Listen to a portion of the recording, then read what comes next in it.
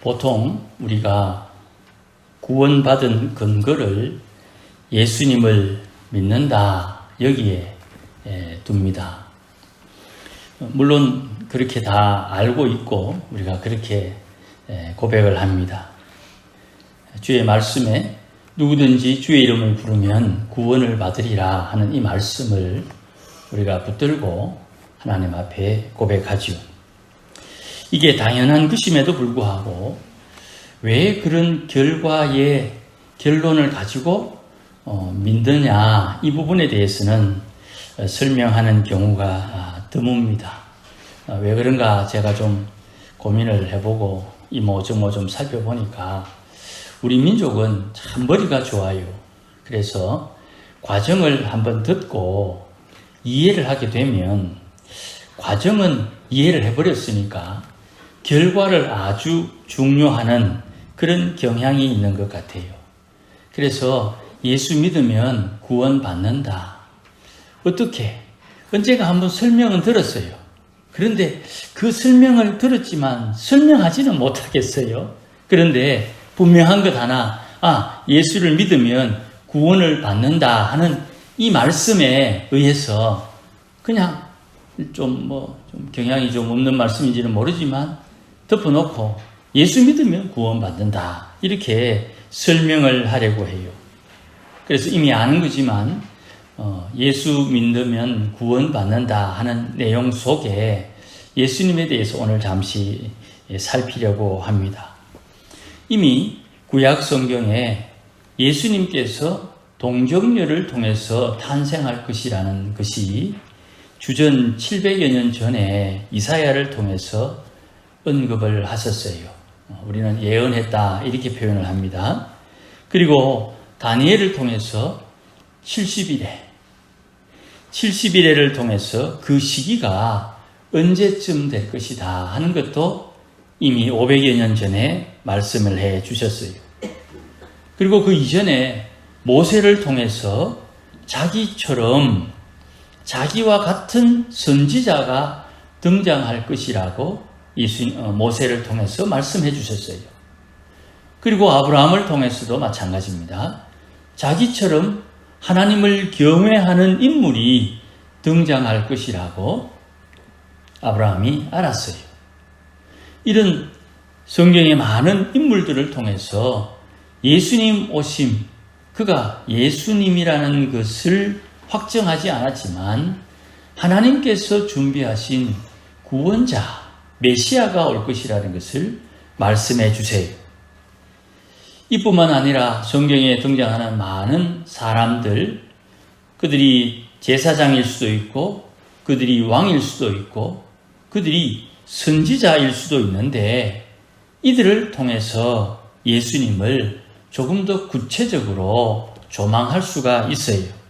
그러나 오늘 본문에서 말씀을 가지고 예수님에 대한 한 가지를 좀 살피려고 해요. 오늘 본문에 등장하는 특별한 용어가 하나 있습니다.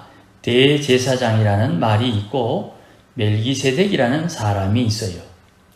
이 멜기세덱은 우리가 잘 아는 대로 아브라함을 축복해 준 하나님의 제사장입니다. 이 사람에 대해서는 여러 가지 생각할 게 없어요. 성경에는 딱 정해 두었어요. 하나님의 아들과 방불한 사람이다 그랬어요. 그러니 이 멜기세덱이 대제사장으로 하나님의 제사장으로 318명을 데리고 전쟁에서 롯을 구해온 이 아브라함을 맞이하는 제사장, 그가 아브라함을 축복하는 사람으로 등장해요. 그리고 역사 속에서는 그가 사라집니다. 아브라함을 축복했던 이 사람이 멜기세덱이 하나님 앞에 대제사장으로 역할, 기능을 감당하고 그가 아브라함을 축복함으로 아브라함의 인생이 하나님의 복이 임하는 은혜의 인생으로 바뀌게 돼요. 스데반에 의하면 아브라함은 하란에 있을 때 이미 하나님께서 자기를 부르시는 것을 깨달았고 경험했으며, 비록 아버지는 그 시대에 달의 신을 숭배하던 우상을 만드는 장인이었는데도 불구하고 그 아들 아브라함을 하나님께서 불러서 하나님의 백성으로 삼는 놀라운 역사를 기록하고 있어요. 어떻게 우상을 섬기는 아브라함에게 하나님 찾아오셨고 이를 하나님께서 자기 백성의 조상으로 삼느냐, 이건 사실 좀 의아하고 신기해요. 그런데 하나님께서 그를 인도하셔서 하란으로부터 약속의 땅으로 이끌어 주시고 거기에서 하나님을 섬기는 삶을 살게 하시다가 롯이 겪는 어려움을 통해서 멜기세덱이라는 제사장을 만나고 그의 인생 가운데 복을 주는 하나님을 확신하게 되는 것이에요. 이 일을 통해서 우리가 살필 것은 대제사장은 무엇하는 사람이냐, 이것을 조금 살필 것이에요. 제사장 중에 대제사장이 있는 것이죠. 이 제사장은 우리가 잘 아는 대로 사람의 죄를 용서하는 직분을 맡은 사람을 말합니다. 그런데 대제사장은 자기의 생명을 담보로 해서 백성들의 죄를 용서하는 제사장을 대제사장이라고 해요.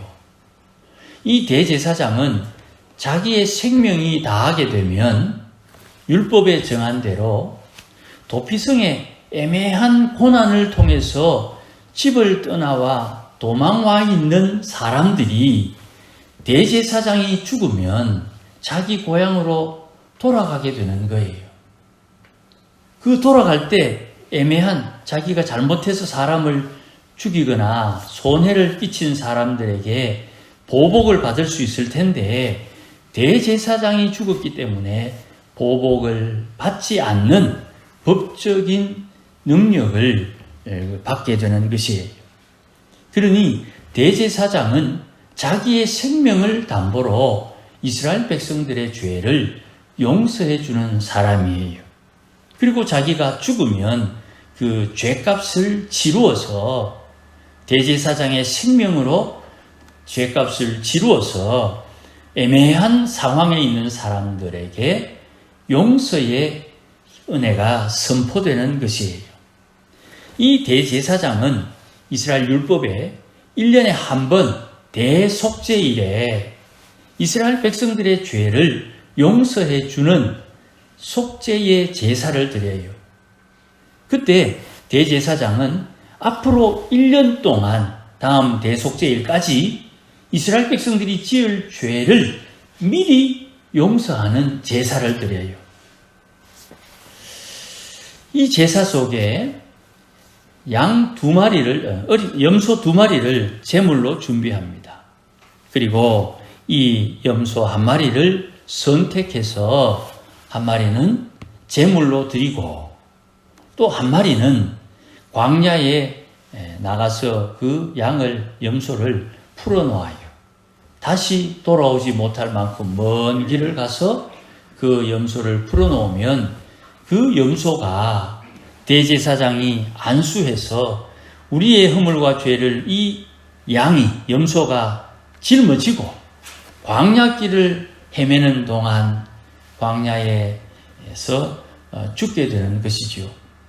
이 일련의 과정을 통해서 우리의 죄를, 이스라엘의 죄를 이스라엘로부터 대신 얻어가지고 죽음의 길로 가는 그 제물을 자기의 생명과 연계해서 하나님 앞에 1년 동안 이스라엘 백성들이 지을 죄를 용서받는 제사의식을 행하게 되는 거예요.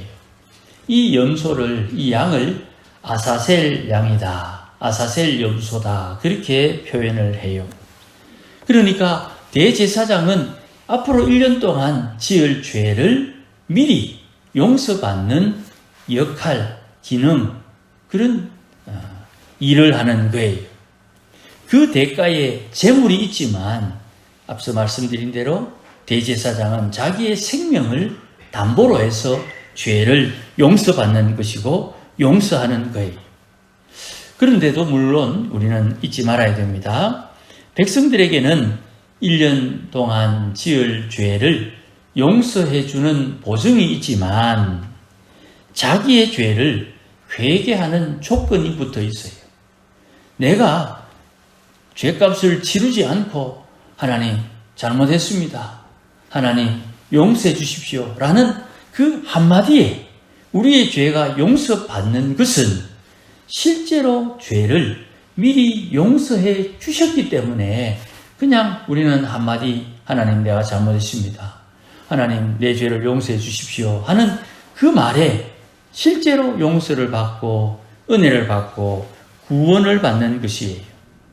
여기에 구약 율법에는 1년에 한 차례 성전세를 내는 것과 또 자기 재산 정도에 따라 재물을 각기 다르게 가지고 제사를 드리도록 규정을 해 두었어요. 가난한 이는 비둘기 2마리, 좀 중산층에 있는 분들은 양, 부자나 관리들은 황소를 들여서 하나님 앞에 제물을 가져오지만 그 제물의 피로 용서받는 것은 이미 대속죄일에 용서받은 것을 다시금 확인시켜주는 역할로 주어지는 것이에요. 자, 대제사장에 대한 이해가 조금 설명이 길었습니다만은 이 대제사장은 아무나 되는 게 아니에요. 내가 섬기고 싶다고 아무나 제사장이 될 수도 없고 제사장 중에도 대제사장은 한 명밖에 없어요. 그러니 이 존귀한 직분을 받는 것은 스스로 취하는 것이 아니고 하나님의 부르심을 받아야 되는 것이에요. 목사가 되려고 하거나 장로가 되려고 하는 것은 이런 자세가 있어야 되는 거예요. 교회에 목사가, 장로가 교회를 지킨다 할 때에는 이 지키는 것은 하나님께서 부르실 그 생명에 근거해서 교회를 지키는 거예요. 교회의 성도들의 죄를 맡아서 주님께서 주시는 그 은혜를 나눌 수 있는 그런 자세가 되어 있어야 되는 거예요. 교인들이 어려움을 당할 때에 그 일을 위해서, 어려운 일을 위해서 목사나 장로가 대신 하나님 앞에 회개하고 하나님 앞에 은혜를 구하는 자세가 앞선 이들에게 요구되는 것이에요. 그러니 이 부르심을 받는다는 것은 그냥 내가 그런 열심이 있습니다, 어떤 힘이 있습니다, 그것으로 끝나는 게 아니에요. 눈에 보이지 않지만 영적인 일을 하는 그들을 우리가 존경해야 되는 것이에요. 그러니 이 영광스러움의 부르심을 우리가 마음에 잘 새겨야 됩니다. 권사가 된다는 것, 이것도 마찬가지예요. 권사는 구원하는 일을 하는 분이거든요. 믿음에 유익하게 구원하는 일을 하는 거예요. 물론 내 주머니에서 돈을 내어서 줄 수도 있지만 그것이 중요한 것이 아니에요. 성도들에게 있어서 가장 큰 힘은 기도함에 있어야 되는 것입니다. 나를 도와주십시오. 그 도와주는 그것이 돈에 의하고 물질에 의하고 손에 잡히는 것, 눈에 보이는 것에 의지하게 되면 그것이 끊어지는 날 믿음을 저버리는 경우가 왕왕 발생하게 돼요. 우리가 그런 사람들을 주위에서 들어 볼 수 있어요. 그러니 가장 중요한 것은 기도하면서 무슨 일들이 진행되어야 되는 것이에요. 기도하면서 일이 진행되어야 되는 것이에요. 교회의 모든 일들은 기도하는 중에 진행되어야 되는 것임을 잊지 말아야 되는 것입니다. 자, 그러면 오늘 예수님에 대한 이야기 좀 정리를 해보십시다. 7절 말씀에 육체에 계실 때에 그랬습니다. 예수님께서 이 땅에 오셔서 육신의 몸을 입고 계실 때에 예수님은 기도했어요. 어떤 기도를 했느냐 하면 하나님 앞에 구원을 위해서 기도했는데 자기를 구원하는 것 첫 번째 언급하고 있습니다. 예수님께서 육체에 계실 때에 자기를 죽음에서 능히 구원하실 이에게, 하나님 아버지죠. 하나님 아버지에게 기도하셨어요. 어떤 기도를 했습니까? 그 내용은 이렇게 되어 있어요. 통곡과 눈물로 간구와 소원을 올렸다. 통곡과 눈물은 방법이고 간구와 소원은 핵심이죠. 그러니 예수님 이 땅에 계시는 동안 하나님 아버지에게 간구와 소원을 기도했다. 그렇게 요약할 수 있겠지요. 간구와 소원. 간구라는 말은 우리가 간절하다 할 때의 간. 이거는 우리 몸에 있는 간을 말하기도 합니다. 애가 탄다 그러지요. 주님께서 애가 타도록 하나님 앞에 기도하는 것이 있어요. 또 주님께서 이 땅에서 소원이 있었어요. 그 간절한 소원, 간구한 소원이 무엇인고 하니 하나님께 주신 사명을 감당하는 거예요. 예수님께서 이 땅에 왜 오셨는가? 자기 백성들의 지은 죄에서 구원하기 위해서 이 땅에 오셨지요. 마태복음에 예수라 이름하라. 왜냐하면 예수는 자기 백성들이 지은 죄에서 구원할 사람이다. 그래서 이름이 예수예요. 그러니 예수님께서 이 땅에 오면서 받은 사명, 자기 백성들을 죄에서 구원할 일을 해야 되는 것이. 모세라는 이름의 뜻이 무엇입니까? 물에서 건짐받았다. 그래서 모세는 홍해를 지나는 동안 모세와 함께한 이들은 홍해를 지나고 홍해에서 구원을 받고 홍해에서 건짐을 받는데 모세를 대적하는 이는 그 홍해에서 벗어날 수가 없고 다 수장되는 거예요. 그러니 그 이름이 주는 의미는 우리가 생각하는 것보다 커요. 예수님은 이 땅에서 자기 백성들이 지은 죄에서 구원하실 분인데 그는 자기의 사명을 알고 그것을 이룰 수 있도록 간구, 소원을 올렸고 간절한 소원이 예수님에게 있었는데 그것을 하나님 앞에 아뢰는 방법이 통곡과 눈물이었다는 것이. 이 통곡과 눈물을 구약성경 시편에 비교해 보면 소리치며 기도하는 거예요. 통곡할 때 물론 입을 막고 절제하면서 통곡하는 분도 있지만 통곡할 때 누구나 다 소리내어서 대성방곡을 하죠. 그러니 하나님 앞에 기도하러 가셨다 하는 그 장면에서 주님은 산에서 기도하신 거예요. 통곡하며 눈물로 하나님 앞에 기도한 거예요. 돌을 던질 만큼 저 멀리 가셔서 주님께서 겟세마네 동산에서 기도하실 때에도 주님은 이렇게 기도하시는 거예요. 그 말은 복음서에 짧게 기록되어져 있지만 그 말을 하나님 앞에 뱉을 때에 그는 간절한 마음으로 통곡과 눈물로 기도한 거예요. 이게 주님께서 우리를 위해서 구원할 주의 백성들을 위해서 기도한 내용이에요. 이렇게 하나님 앞에 기도할 수 있는 이유가 어디에 있는지를 뒷부분 8절 말씀에서 좀 찾아볼 수가 있어요.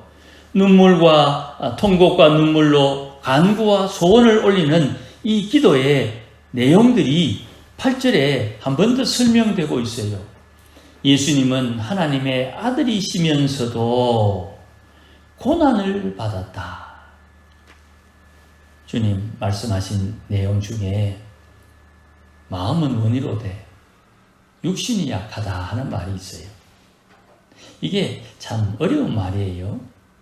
우리 동양에는 이와 같은 표현이 하나 있어요. 도인들이 돌을 닦을 때에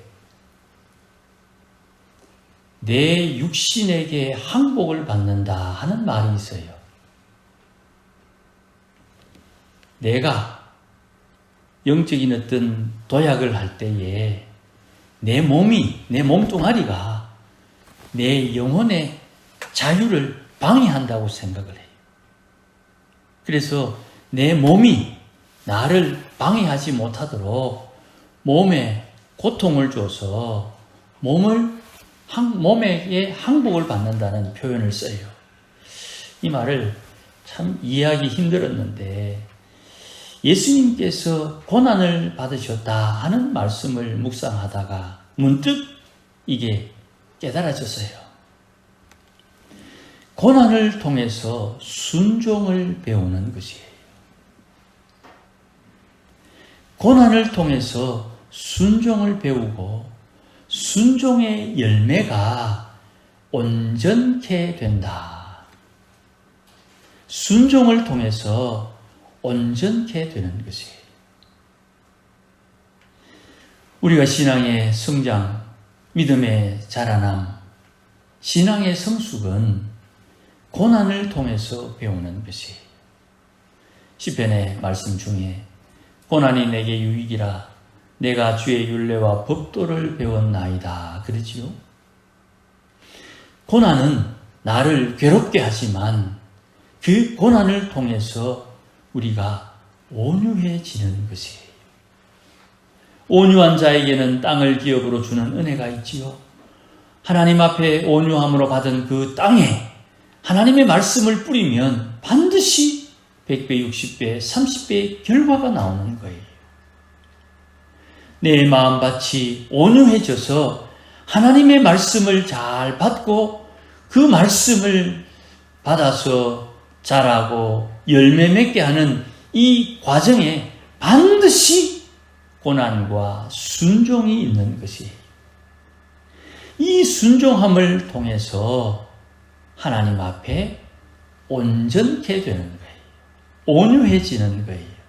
자, 여기에 중요한 말씀이 하나 있어요. 7절 맨 뒤에 보면 통곡과 눈물로 간구와 소원을 올려서 응답을 받았는데 그 응답받은 이유가 경건하심으로 말미암아 응답을 받았다.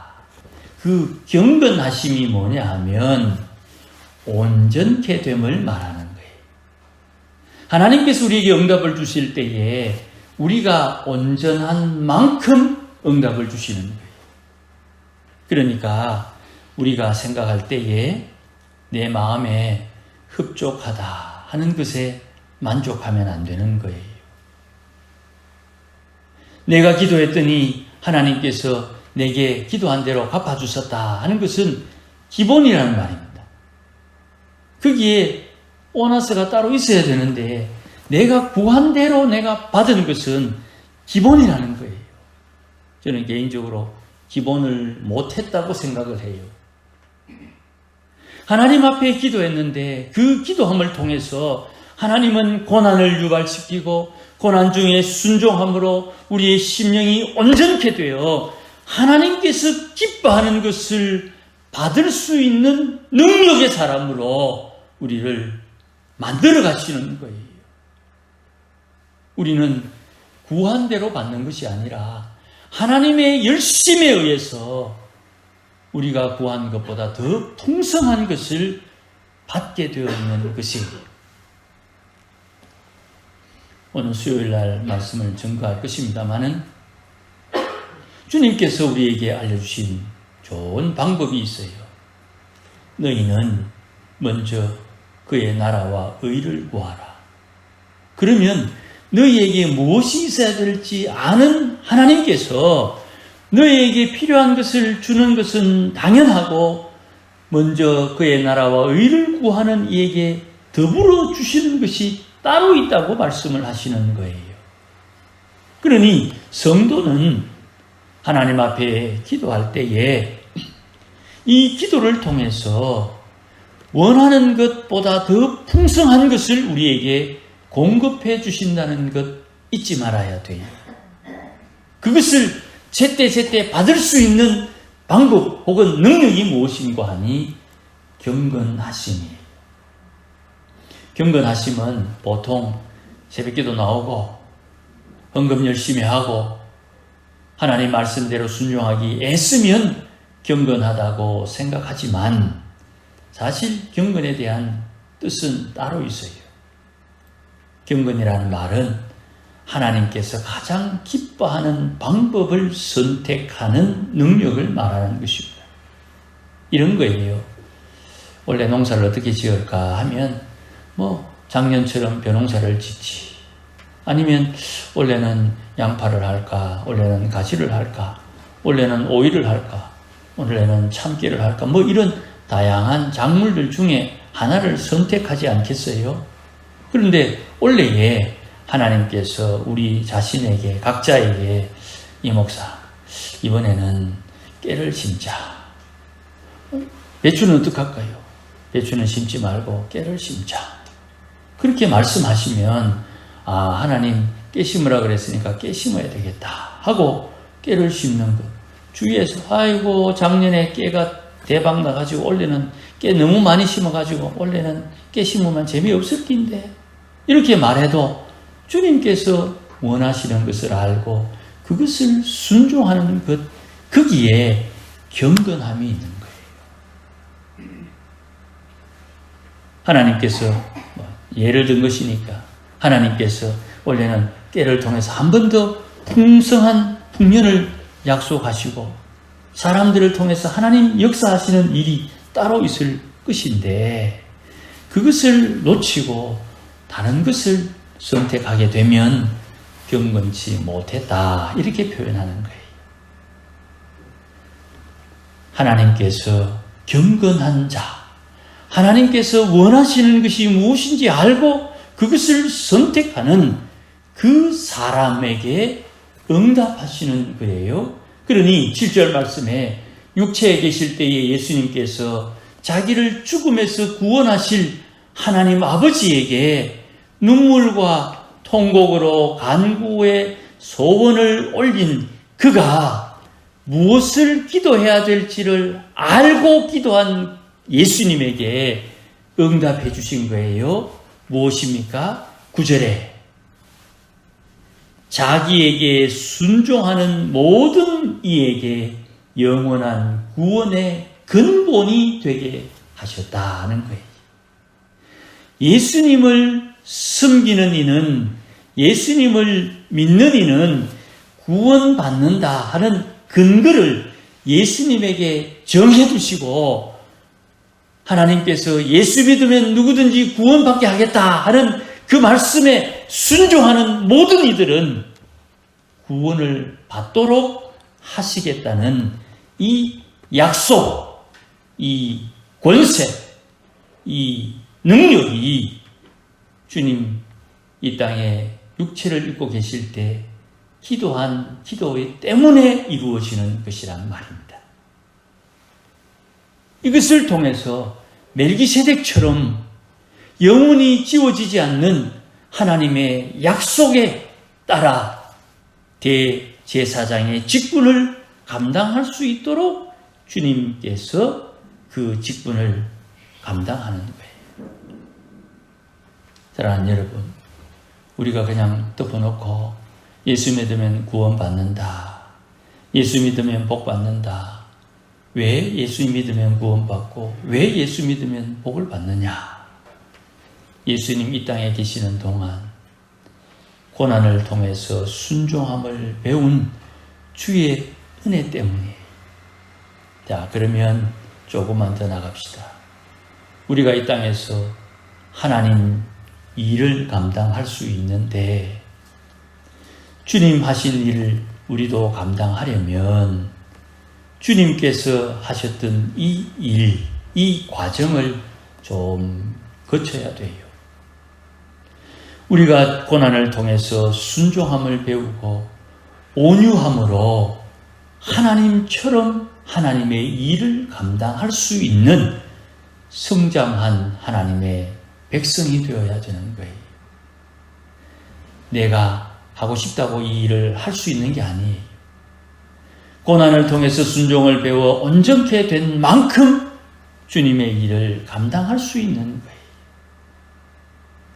하나님 앞에 기도하고 하나님 앞에 고난을 통해서 순종함을 배워야 되고 예수 더 잘 믿겠다고 결심하면 오는 시험들을 이기면서 하나님을 더 사랑하게 되는 것이에요. 어려운 일이 왜 없습니까? 힘든 일이 왜 없습니까? 육체가 우리의 걸림돌이 된 것 우리가 다 알고 있는 상황이에요. 그러나 우리가 이 일을 통해서 오늘도 하나님 앞에 담대하게 기도할 수 있는 것은 하나님의 약속이 우리에게 있기 때문이에요. 주님께서 고난을 통해서 순종함을 배워 온전케 되셨다. 오늘도 기도하며 주의 일을 감당할 수 있는 실력자로, 능력자로 조금씩 세워지는 것이고, 다윗의 등불처럼 이렇게 만든 경건의 모양은요, 나만 누리는 것이 아니라 내 자녀들을 위해서, 내 주위에 있는 사람들을 위해서 사용할 수 있게 되고, 때로는 이것을 넘겨줄 수도 있는 것이에요. 주님께서 말씀하셨습니다. 내가 하던 일 너희가 해라 그랬어요. 주님께서 이 땅에 계시면서 하셨던 그 일을 성도들에게, 하나님의 백성들에게 너희들이 감당하라고 말씀하셨어요. 그것을 감당하려면 주님과 같은 과정을 거쳐야 되는 것입니다. 왜냐하면 예수 믿는 우리를 하나님의 아들로 받아주셨기 때문이에요. 하나님의 자녀는 하나님의 자녀의 권세를 가지고 주의 일을 감당하는 것입니다. 이 일을 우리에게 부탁하신 거예요. 아무쪼록 하나님 앞에 우리의 믿음을 잘 살피시기를 바랍니다.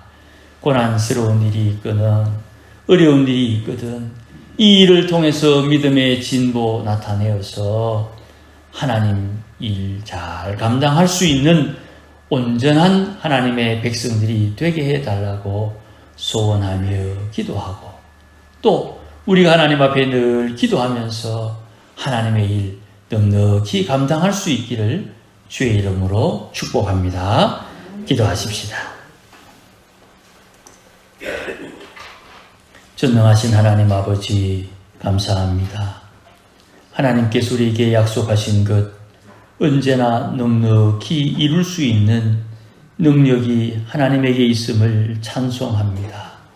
주님, 오늘도 하나님의 백성들 눈물과 통곡으로 하나님 앞에 간절한 소원 아뢰어 고난 중에 순종함을 배워 하나님의 일을 넉넉히 감당할 수 있는 신앙이 자라도록, 믿음이 자라도록 하나님께서 은혜를 주시고 복을 허락하여 주시옵소서. 우리가 잘 모르고 쉽게 잊어버리고 때로는 옛사람의 악한 성품에 휘둘려서 하나님 깨닫지 못할 때에도 불쌍히 여겨주시고 은혜를 주시고 힘을 주셔서 주님께서 이끄시는 그 길을 잘 따르게 하시고 이 일을 통하여 하나님의 살아계심을 경험하도록 복에 복을 더하여 주시옵소서. 하나님, 우리가 기도하는 것들이 주 안에서 온전히 이루어지며 하나님의 능력으로 나타날 수 있는 아름다운 신앙을 가지도록 오늘도 하나님께서 인도하여 주시고 역사하여 주시고 도와 주시옵소서. 예수님의 이름으로 기도하옵나이다. 아멘. 이제는 우리 주 예수 그리스도의 크신 은혜와 하나님 아버지의 극진하신 사랑과 성령의 충만하심과 인도하심이 오늘도 간절한 소원, 통곡과 눈물로 기도하여 경건함으로 하나님을 섬기며 주의 뜻을 행하기를 소원하고 고난을 통하여 순종함을 배워 하나님의 마음 닮아가기를 소원하는 모든 믿음의 권속들 심령 위에, 가정 위에, 일터 위에, 자녀들 위에 기도하는 기도의 제목들과 우리 교회 위에 이제로 영원토록 함께 계실지어다. 아멘.